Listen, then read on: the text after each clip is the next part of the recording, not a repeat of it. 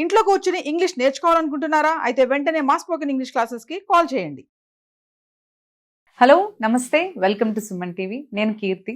ప్రస్తుతం మనతో motivational speaker Jaggayya గారు ఉన్నారు. వీరితో ఈరోజు కొన్ని విషయాల్ని మనం డిస్కస్ చేద్దాం. హలో సార్, నమస్తే. నమస్తే అమ్మా. ఈరోజు టాపిక్ అంటే మనకి రిలేషన్షిప్స్ చూస్తున్నాం. ఇప్పుడు అప్పుడు లాగా ఉన్నట్టు, మనం పాతకాలంలో చూసుకున్నట్టు రిలేషన్షిప్స్ లాంగ్ లాస్టింగ్ ఉండట్లేదు. ఏదైనా పెళ్ళివైనా మేబీ అలా బాయ్ ఫ్రెండ్ గర్ల్ ఫ్రెండ్స్ ఏదైనా కానీ బ్రేకప్స్ 1 monthలో 2 monthsలో జరిగిపోతున్నాయి. పెళ్ళైనా కానీ 1 month 1 yearకే వాళ్ళు డైవర్స్కి వెళ్ళిపోతూ వస్తున్నారు. సో ఈ డిఫరెన్సెస్ అంటే రిలేషన్షిప్స్లో ఇంత డైవర్స్ అయ్యి సపరేట్ అయ్యి అంత డిఫరెన్సెస్ ఎందుకు వస్తున్నాయి అంటారు? ఖచ్చితంగా వస్తున్నాయి, చాలా వరకు వస్తున్నాయి. ఇప్పుడు గతంలో అంటే ఒక 20 years బ్యాక్ డైవర్స్ అంటే టూ రేర్, చాలా తక్కువ ఉండేది. ఇప్పుడు అలా లేదు. అప్పుడు మేము విచిత్రంగా చూసేవాళ్ళం, ఏంటి డైవర్స్ అని. అదొక క్వశ్చన్ మార్క్ తోనే ఆశ్చర్యంగా, ఒక సర్ప్రైజింగ్ లాగా, లేదా షాకింగ్ లాగా ఉండేది. ఎవరన్నా దానికి వెళ్ళాలన్నా గానీ ఆ ఫీలింగ్ కే భయపడేవాళ్ళు. అంటే ఎవరెవరు ఏమనుకుంటారో అనే ఫీలింగ్ చాలా ఉండేది. నిజానికి కూడా దాని కాన్సిక్వెన్సెస్ దానికి ఉన్నాయి. అలా అని మనం కంప్లీట్ గా ఎంత హింసనన్ను అనుభవించు అదే కొనసాగించు అని చెప్పడం కాదు. మనం కేస్ టు కేసు అనలైజ్ చేసుకోవాలి. కానీ ఎక్కువ మంది, మనం ఏది అందరికీ అని అనలేము, కానీ ఎక్కువ మంది జస్ట్ టేక్ ఇట్ గ్రాంటెడ్ లాగా. అమ్మా ఇక్కడ ఇది ఎట్లా అవుతుందంటే, ఈ హోటల్ నచ్చలేదని జస్ట్ ఖాళీ చేసి వెకెట్ చేసి ఇంకో హోటల్కి షిఫ్ట్ అయినంత ఈజీగా వెళ్తుండ్రు. లేకపోతే ఇల్లు, ఈ ఫ్లాట్ మ్యాచ్ అవ్వలేదని. ఒకసారి బంధము అన్న తర్వాత ఖచ్చితంగా అందులో అనుబంధం ఏర్పడాలి. అది లేకుండా, ఆ అటాచ్మెంటు కన్సర్న్ లేకుండా కష్టం. అలాగే మనము ఎదుటి వ్యక్తి దగ్గర ఎక్స్పెక్ట్ చేస్తున్నప్పుడు సేమ్ పర్సన్ అంటే ఎవ్రీథింగ్ షుడ్ బి రెసిప్రోకల్. అతను కూడా మన దగ్గర నుంచి ఎక్స్పెక్ట్ చేస్తాడా చేయడా, అది ఉంటలేదు. And again with due apologies to women. Feminism అనే దానితోటి నేను ఏమంటున్నట్టు అందరూ కాదు, అది ఎఫెక్ట్ అవుతుంది. ఫెమినిజం అంటే నాకు స్వేచ్ఛ స్వాతంత్రం కావాలనే దాంతో కొంతమంది పాపం వాళ్ళు తెలియక స్వేచ్ఛ ఏంటి, విచ్చలవిడితనం ఏంటిది అనేది ఆ డిమార్కేషన్ చూసుకోలేకపోతే మిస్లీడ్ అవుతున్నారు. డెఫినెట్ గా ఈక్వలే. కానీ ప్రకృతి సృష్టి మనకు కొన్ని ధర్మాలను ఇచ్చాది. నువ్వు ఏమన్నగా ఎంతన్నా ఎదుగు, అవునా? ఇంకా సైన్స్ కూడా ఇంత డెవలప్ అయింది. ఇంకా మగతనే అంటే క్యారీ చేస్తూ, అంటే ప్రెగ్నెన్సీని క్యారీ చేస్తూ డెలివరీ చేసే ఇది వచ్చాదా? బట్ టెక్నాలజీ డెవలప్ అయింది, సైన్స్ డెవలప్ అయింది, మెడికల్ సైన్సెస్ బాగా డెవలప్ అయింది. ఇప్పుడు నేనేమంటా అంటే, స్వేచ్ఛ అంటే వడిమి నేనే ఎందుకు మోయాలని అంటున్నావా? ఎట్లా కరెక్ట్ అవుతుంది అంటున్నారు. అంటే ఇలాంటి వే ఆఫ్ థింకింగ్ అంటే such type of thought process thinking ఉండకూడదు. లైక్ అండర్స్టాండింగ్, అడ్జస్ట్మెంట్ అనేది లేకపోతే ఎలా? అర్థమైందా? చాలా సార్లు ఏంటంటే వీళ్ళు ఏమనుకుంటున్నాడు, ఇప్పుడు నేను చెప్పేది అటు ఇటు అంటే పాజిటివ్ అండ్ నెగటివ్ ఇంటర్ప్రిట్ చేసుకో. Half of the life is if అన్నారు. అంటే ఇట్స్ వెరీ లాజికల్. LIFE అంటే 4, అందులో ఇఫ్ 2 అక్షరాలు ఉంది. అలా కూడా half of the life is if అనేదేమో సరదాగా చెప్పుకోవడానికి. కానీ చాలా మంది నేను ఇలా చదివి ఉంటే బాగుండే, నేను లేకపోతే ఫలానా వ్యక్తిని చేసుకుంటే బాగుంటుండే, లేకపోతే ఫలానా అమ్మాయిని చేసుకుంటే, ఎందుకు అన్ని ఇఫ్స్ పెట్టుకుంటావు? ఎందుకు? ఇప్పుడు ఒకటేనమ్మా, ప్రతి మనిషికి ఫియర్ అనే దాన్ని ఎలా తీసుకోవాలంటే, అచీవర్కు అండ్ పారిపోయేవాడికి ఆ ఫియర్ని ఎలా తీసుకోవాలంటే, FEAR is the fear. Forget everything and run. వాడు ఎప్పుడు పారిపోతాడు, అది కూడా ఫియరే. కానీ అచీవర్ ఏంటంటే face everything and run. Face చెయ్యి. ఫేస్ చెయ్యకుండానే పారిపోతున్నారు చూడు, అది కారణం. ఎక్స్పెక్టేషన్ అంటే మామూలుగా ఇప్పుడు యూత్ గురించి మాట్లాడుకున్నా అంటే, రీసెంట్లీ మ్యారీడ్ కపుల్ అనుకో, భర్త మహేష్ బాబు లాగానే ప్రభాస్ లాగానే ఉండాలి అంటే చూసే చేసుకున్నాం కదా మనం. ఏమన్నా అబ్నార్మల్ థింగ్స్ ఉంటే మనం ఓకే పక్క పెట్టాలి. సైకలాజికల్ షాడిస్ట్ అనుకో, సైకలాజికల్ బ్యాడ్ హ్యాబిట్స్ ఉన్నాయి అనుకో, అవి మనం క్యూర్ చేసుకోలేని, మార్చుకోలేని, మనం ట్రై చేస్తే కూడా మారని ఉన్నాయి అనుకో, హెల్ప్లెస్ అనుకో, అప్పుడు యూ కెన్ గో ఫర్. హింసిస్తూ ఇక్కడే అంటే ఈ భూమి మీదనే నరకాన్ని అనుభవిస్తూ ఉండాల్సిన అవసరం దట్స్ లేదు. ట్రూ. అవును. But otherwise you can create the heaven. అంటే నీ స్వర్గాన్ని నీ ప్రపంచాన్ని నువ్వు సృష్టించుకోగలగాలి. అవును. అదే నీ స్కిల్. అవును. అలా చేసుకున్నప్పుడు నిజంగా ఇప్పుడు చాలా మంది ఇప్పుడేదో టెక్నాలజీ అయిందని నాకు నాలెడ్జ్ వచ్చింది అనుకుంటారు, కానీ నేను అఫెక్షన్ కంటే కన్సర్న్ ఒకరి పట్ల ఒకరికి ఎట్లా ఉండాలంటే, సతీ సావిత్రి ఉన్నాం కదా, Hmm. భర్త నా చనిపోయిన భర్తను కూడా నాకు కావాలని ఒప్పించి తెచ్చుకున్నాను. తెచ్చుకున్నా. అంటే పేషెన్స్ ఉంది, ఎఫర్ట్ ఉండి ఒప్పించింది. మొండితనం. ఆ యముణ్ణి కూడా ఒప్పించి తెచ్చుకుంది. Stand by. She has taken the stand. Stand. అంటే ఒక నమ్ముకుంది, కరెక్ట్. సమస్యనే లేదు అని. అది ఎంతమందికి ఉంది? కరెక్ట్. అది లేదు, మిస్ అవుతున్నావు. అంటే అంటే లైటర్ వేలో థింక్ చేయకూడదు. అండ్ అగైన్ ఎప్పుడు ఏముంది ఆల్టర్నేటివ్, నో నో అది కరెక్ట్ అవ్వదు. నేను ఏమంటున్నా, ఇక్కడ ఏమాత్రము చేంజ్ చేసుకోవడానికి వీలు లేని పరిస్థితులు ఉన్నప్పుడు చేయాలి. ఇది పేషెన్స్ లూజ్ అవుతున్నారు. అవును. అవును. నేనేమంటే సహనంతో ఉంటే సాధించింది ఉండదు. మనం అలా చేసుకోవాలి. అండ్ అగైన్ ఆర్థికంగా ఎంత ఉన్నా కోరికలు ఎక్కువై మన డిమాండ్స్ ఆర్ మన రిక్వైర్మెంట్స్కు మన ఇన్కమ్ మీట్ అవ్వక ఫైనాన్షియల్ డెఫిషియన్సీ వస్తుంది. అవును. నేనేమంటే చాలా మంది ఇప్పటి పిల్లలు సుఖం లేదనుకుంటున్నారు. అంటే సుఖాన్ని కొరకు ట్రై చేస్తుండ్రు, అవును. సంతోషం కొరకు ట్రై చేయడం లేదు. మీరు అనొచ్చు సుఖం ఏంటి సంతోషం ఏంటి రెండు ఒకటే కదండి. నో నో నో నో మీకు ఏసీ గది ఉంటుంది, ఇట్స్ బ్యూటిఫుల్ మ్యాట్రస్ ఉంటుంది, అంటే పడక వసతులు ఉంటాయి, అది అవన్నీ అరేంజ్మెంట్స్ సుఖం.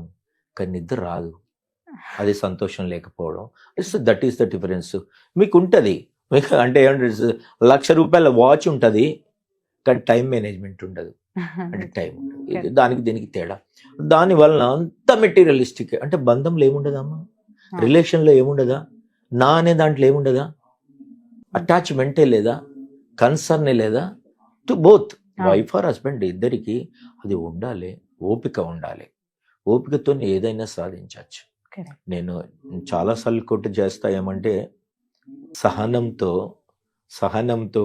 గొంగలి పురుగు పెరిగి రేపు సీతాకోక చిలుక ఎగురు అన్నమాట. ఈరోజు గొంగలి పురుగే, కొద్దిగా ఓపిక పడితే కొద్దిగా టైం ఇస్తే పెరిగి సీతాకోక చిలుక ఎగురుతుంది. బ్యూటిఫుల్ గా ఉంటుంది. లైఫ్ని అలా ఎందుకు తీసుకోవు? ఇప్పుడు ఏమంటావంటే చీకట్లో ఉండి ఇంకా నా జీవితం అంతా చీకటేనంటూ. నో, అమావాస్య ఎన్ని రోజులు ఉంటుంది ఎవరికైనా? నువ్వు ప్రయత్నించకుండా ఉండదు, వెళ్ళిపోతుంది. అంటే ఏమంటాడు, అమావాస్య అంటే ఒక రోజు వస్తుంది, కానీ అంటే 15 రోజులు శుక్లపక్షం, 15 రోజులు కృష్ణపక్షం. అంటే వెన్నెలకు సంబంధించింది 15 రోజులు, అమావాస్య కంటే చీకట్లు వెలుగులు ఉంటాం కదా, నెలలో అవి 15 రోజులు, ఇవి 15 రోజులు ఉంటుంది. దీన్ని ఇంకో చోట ఎక్కడ చెప్పాను, ఇంకొక చోట నేనేమంటా అంటే, అమావాస్య చీకటి అంచున పున్నమి వెన్నెల పూయు అను. కొద్ది రోజులైతే అమావాస్య వెళ్ళి వెన్నెల రాదామా? నిండు పున్నమి ఎప్పుడు పండుగ. మనం వీ హ్యావ్ టు వెయిట్, ఓపిక ఉండాలి. ఎలా ఆలోచించాలంటే దీంట్లో ఇంకొకటి కూడా అలాగే చెప్తా కవితాత్మకంగా, ఓర్చుకుంటే నేర్చుకుంటే. ఇప్పుడు ఏదో కష్టం వచ్చిందని ఏడుస్తున్నావు కదా, ఓర్చుకుంటే నేర్చుకుంటే ఈ కన్నీటి చుక్కే మళ్ళీ ఆనంద బాష్పమై తిరిగి వస్తుంది అంట. సో ఆ థింకింగ్ ఉండాలి. అలా ఆలోచిస్తే జీవితంలో మనం అన్నీ సాధిస్తాం. అంటే యత్నిస్తూ ఉంటే ప్రతి ప్రయత్నము ఫలితాన్ని ఇస్తుంది అని ఇలా చెప్పుకుంటే పోతే చాలా చెప్పుకోవచ్చు. మెయిన్ ఏంటంటే ఆ డిఫరెన్సెస్ ఉండద్దు, సార్ట్ అవుట్ చేసుకోవాలి. ఓకే, మోడర్న్గా మాట్లాడదాం అంటే ఇప్పుడు సార్ట్ అవుట్ చేసుకోవాలి. ఇష్యూస్ లేకుండా ఉండవు. అయితే చాలా మందికి ఇష్యూసే ఉన్నాయి, కానీ వాటిని ప్రాబ్లమ్స్గా ఫీల్ అవుతున్నారు. ఇష్యూ ఇప్పుడు అమ్మ ట్యాప్ లీక్ అవుతుంది, is it a problem? Take it is an issue. ప్లంబర్ని పిలిపిస్తే అది సెట్ చేస్తే రిపేర్ చేస్తే ఆగిపోతుంది. ఎలా కదా? So there is a leakage and there is a chance to రిపేర్కి వెళ్తలేరు అంటే trying to change the tap. అర్థమైంది కదా?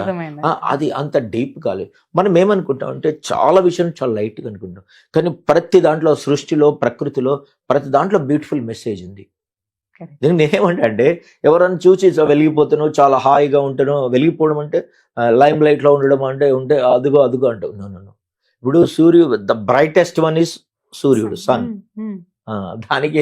దానికి ఒక మాట ఏం చెప్తా అంటే, నేను సూర్యుడు అనంత ప్రకాశకుడు, సూర్యుడు అనంత ప్రకాశకుడు.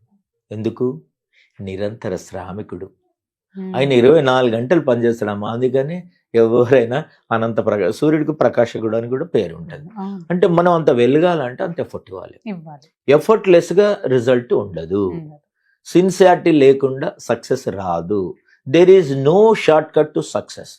ఇవన్నీ ఏంటంటే ఇలా ఆలోచిస్తే మన లైఫ్ చాలా ప్లెజెంట్గా ఉంటుంది. ఇష్యూస్కు ప్రాబ్లమ్స్కు ఆ డిఫరెన్షియేట్ చేసుకోవడం లేదు. Most of the things are issues only. Correct. అవును. All those are not the problems. And మనకు అందరికి తెలుసు, where there is a problem definitely there will be a solution. So అది మర్చిపోతుండ్రు. ప్రాబ్లం రాగానే బెంబేలు ఎత్తుతుండ్రు. So they are going for divorce, egos. And again ఏముంటుందంటే ఎక్కడైనా ఒక రేషనాలిటీ ఉంటుందంటే హేతుబద్ధత. అంటే ఇది ఇలా అయితే ఇలా 1+2 కాబట్టి 3, లేకపోతే దీంట్లో ఇది కలిపితే ఈ కలర్ వస్తుంది, ఇవి రెండింటిని కలిపితే ఇది వస్తుంది. ఇదంతా సైన్స్, అంటే రేషనల్ హేతుబద్ధత ఉంటుంది. కానీ ఫ్యామిలీలో there is no logic and there is no rationality. అంటే వాటి కొరకు మనం చూడకూడదు. ఒక వైఫ్ ఎందుకు కోపాన్ని ఎక్స్ప్రెస్ చేసిందో తెలియదు. There is no logic, but you try to understand. భర్త ఎందుకు లేట్ వచ్చిండో తెలియదు, లేకపోతే ఆ రోజు నేను ఎందుకు చక్కగా పలకరియలేదు, ఇవన్నింటికి లేవు. ఇవన్నీ ఫార్ములాలు కాదు, మ్యాథమెటిక్ ఫార్ములాస్ కాదు. ఏదో A+B+C² A+B² లాగా చెప్పేటి కావు. ఇవన్నీ ట్రై టు అండర్స్టాండ్. ఇవి మనసుకు సంబంధించి. All these are not materialistic things. మనసుకు సంబంధించినవి, హృదయానికి సంబంధించినవి. కాబట్టి మనం వాటిని అలాగే డీల్ చేయాలి. ఒక పాప పరిగెత్తుకొస్తుంది. ఇప్పుడు మామూలుగా హౌస్ వైఫ్ అనుకుందాం, మదరు రోజు ఇంట్లో ఆ మదరే చూస్తుంది. డే అంతా ఈయన ఆఫీస్కి వెళ్తాడు అనుకుందాం కదా, ఆఫీస్కి వెళ్తాడు, అన్నీ చేస్తుంది. ఉదాహరణ స్నానం పోయిస్తుంది, బట్టలు వేస్తుంది, దువ్వుతుంది, అటెండ్ అవుతుంది, తినిపిస్తుంది, అన్నీ చేస్తుంది. She knows everything. కానీ డాడీ ఆఫీస్ నుంచి రాగానే డాడీ అని పరిగెత్తుంది. So what is the logic? ఇంత చేస్తుండ్రు మీరు మీన్స్ మదర్. దాంట్లో లాజిక్స్ లోకి వెళ్ళకూడదు. అదే బాండింగ్, అదే రిలేషన్, అదే ఎమోషన్.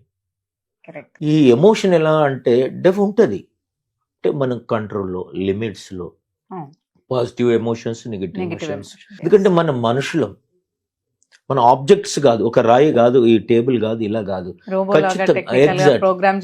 లాస్ట్ గా రజనీకాంత్ రోబో సినిమాలో కూడా ఏదో ఇనుముకు మొలిచనే హృదయం అనే పాట చూడు, దానికి కూడా ఇంటరాక్ట్ అయ్యి అంటే హీరోయిన్ తో ఇంటరాక్ట్ అయ్యి హృదయం మొలిచింది అంటే చూడు. ఇట్స్ బ్యూటిఫుల్ అమ్మా. అంటే చాలా మంది సినిమాను ఏముంది అంటారు ఇట్లా. నో దాంట్లో ఉన్నాయి. You have to pick.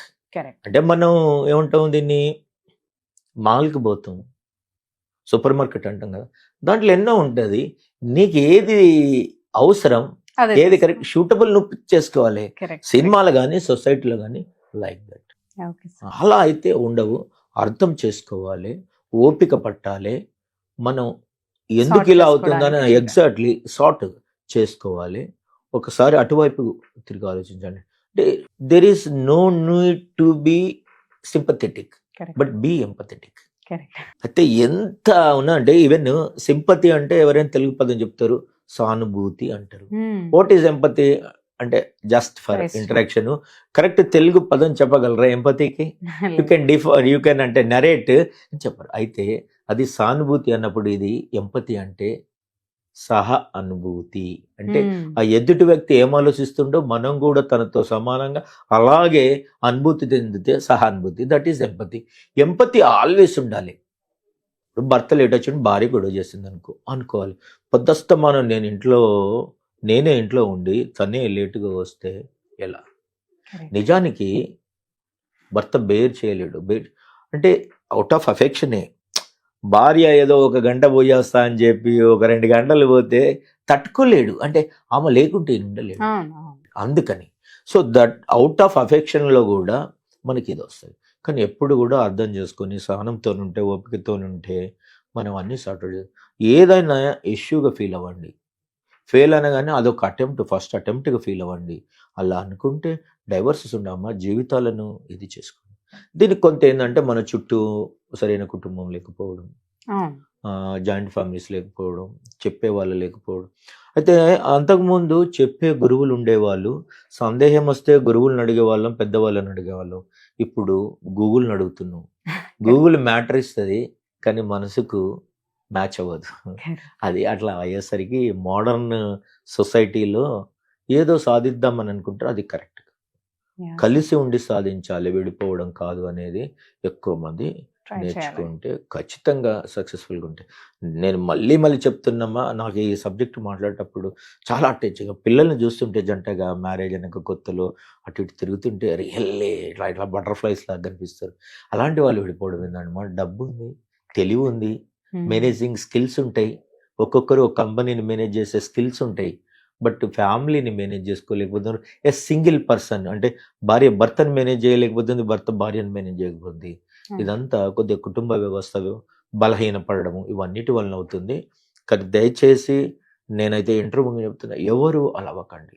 ఇంకా లేదు 100th ఎఫర్ట్ పెట్టిన తర్వాత కూడా వీలు కావడం లేదు అన్న భార్య భర్తలు కూడా, అంటే పేరెంట్స్ కూడా పర్వాలేదులే అంటే అమ్మాయి చెప్పిందే నమ్మి చేయడానికి లేదు, అబ్బాయి చెప్పింది నమ్మి ఇలా చేయడం. ఎప్పుడు కూడా పేరెంట్స్ కలపడానికి అంటే బెటర్ అంటే ఏందమ్మా, మంచి కలిసి ఉండడం బెటర్.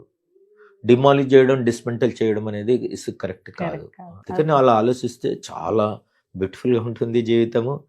కుటుంబాలు బాగుంటాయి, సంసారాలు బాగుంటాయి, పుట్టబోయే పిల్లలు కూడా హ్యాపీ లైఫ్, అంటే ఒక పర్ఫెక్ట్ ఫ్యామిలీ ఉంటుంది.